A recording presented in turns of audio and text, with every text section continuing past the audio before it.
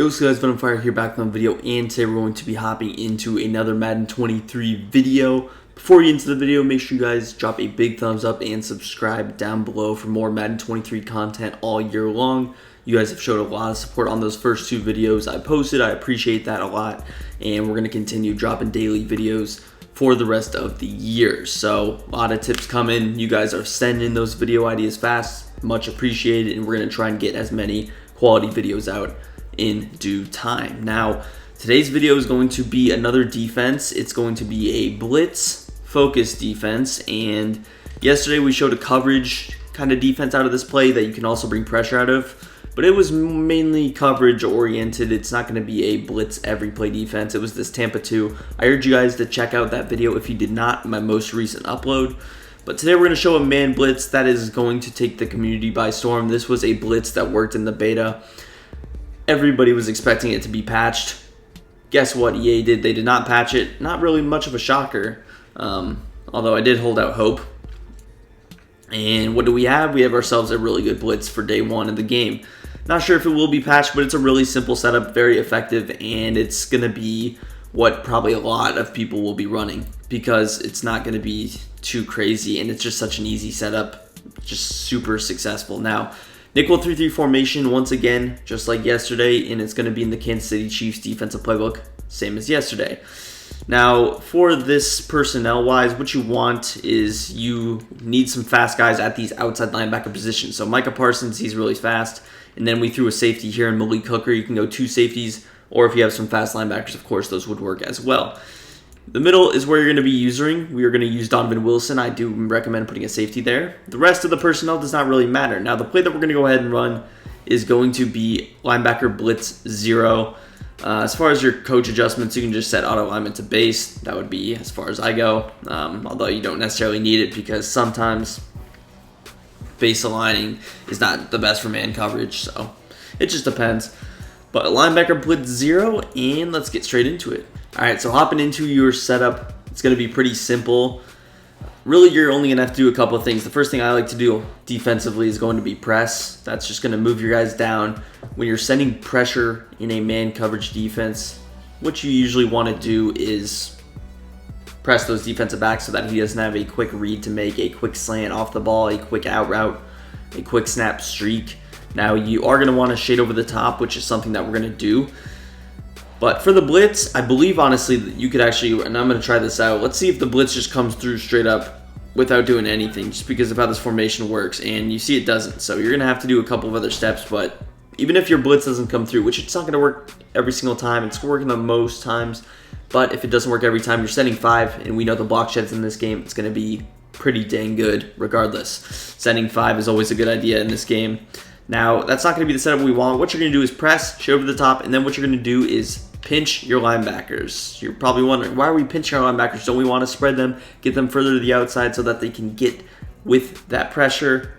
And that is not what we're going to do. We're going to go ahead, pinch the linebackers, and then we're actually going to contain. Now, you notice that our contains are still going to end up being our linebackers, even with the pinch. Now, with your user, what you can do is just kind of stand here. You don't really have to do anything in particular. You can user, and of course, you don't necessarily have an assignment either. So you are really free to do whatever you want. You can help out, defend anybody else, but you're shaded over the top so that you don't give it the big play. There's really not going to be much open. He's going to have to make a quick read, probably to the running back or someone else. But there you see the looping action.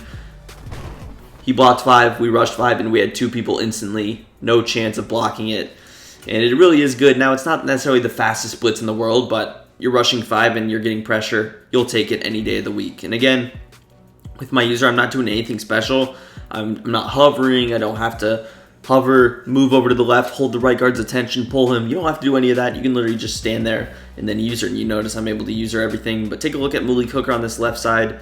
It works well. And what really allows you to get the contain is the inside angle that these DNs take. With DeMarcus Lawrence, I think that might be Dorrance Armstrong, but you notice Malik Hooker is just able to loop straight around him. And then on this right side, we don't have really as much of the same thing with the tackles being locked, but what you notice is DeMarcus Lawrence just gets the straight pressure, and that will do. You notice that, of course, since DeMarcus Lawrence kind of pushed the tackle out to the right, that's going to cause Micah Parsons to get there a little bit slower, but It's very difficult, very frustrating to go up against. If he steps up in the pocket, the contains will continue to loop around and make the play on him. So very frustrating, very difficult to deal with. And again, all you're going to do is, and you actually can base a line. It just depends on the formation. If you're going against doubles like this, you could base a line.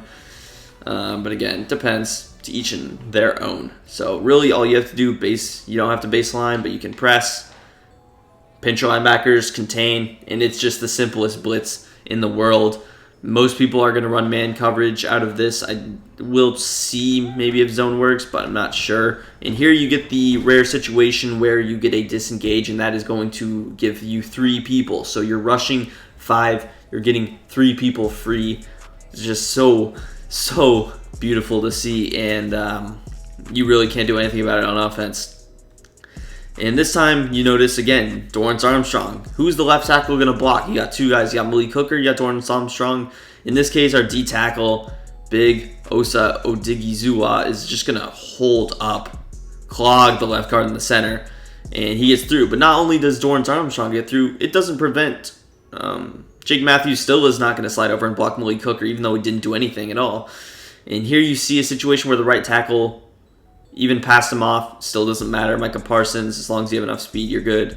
And we have 3 people on the quarterback. The disengage comes first, but you notice how the other guys would be around the same time frame. It's really around the same time every single time. So, I mean, it's just super difficult to defend. The blitz works against any formation. I'm just in doubles formation so that you can see things a little bit more clearly, but it works against bunch. It works against your friend's favorite formation. It works against anything. Single back, even better. Please run single back. The pressure will push you right in the face, and then you'll back up straight into our loops. So, again, I recommend just shading over the top.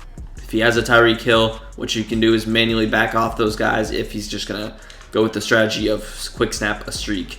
Again, you really just don't have anything open. I mean, no routes get open that fast against man coverage really this year. You have to wait a long time for crossers to develop and things of that nature, and it just really is difficult, and it's a pain.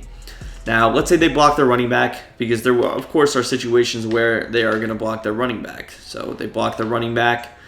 You're still going to kind of stand here, snap it, and you notice that we still get the loops, both players. So the running back basically was acting like another offensive tackle. He didn't really do anything. What he would do is pick up a disengage if there was one. There wasn't a disengage. And you notice that both of our loops still come in. Now he ends up kind of picking up the loop, but he didn't really block him. So you notice that the running back blocking has never really been good. It was really terrible last year in particular, and this year is going to be a continuation of that. I noticed in the beta it was particularly awful to block your running back. So against man coverage, if you were trying to beat this blitz, realistically, send 5 out, try and use some motion, get some quick routes, out routes, things of that nature. But you notice how it doesn't really matter. Now, let's take it a step further. Let's go with max protection. We've seen that the rest don't work. He's going to go ahead and max protect. What are we going to do? Stand here, and we still get 1 loop around the edge.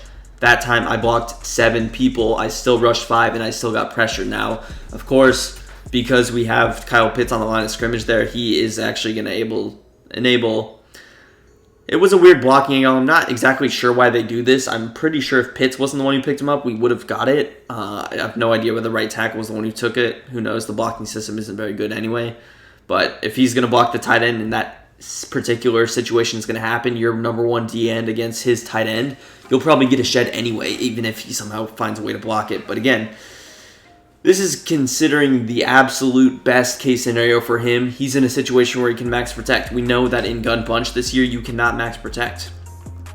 You can't max protect. There is a way around it, but you cannot max protect. The average player will not know how to max protect. So it's just going to be very frustrating for them. And again, basic blitz setup. He can only block 1 person, so bunch isn't even going to be good.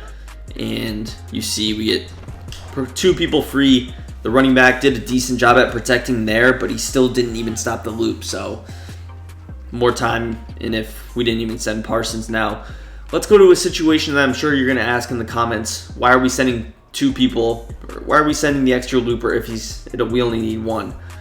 And we'll show you the reason why. Let's just throw Parsons in a curl flat. So we have 1 guy there, and we will go with a 5-man protection in this scenario. You can do this. That's going to be your answer. It does work. But I like to be prepared, because if you were to block his running back and we only sent one person, but I don't think it would work. We'll have to check that after this, but you notice it still works, and now you have some better coverage if he's throwing a quick hard flat, because you can't press the tight end on the line of scrimmage.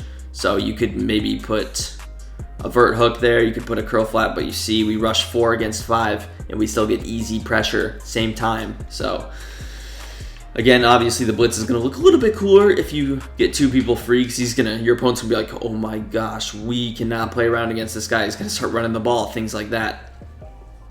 So let's show it. Let's block our halfback.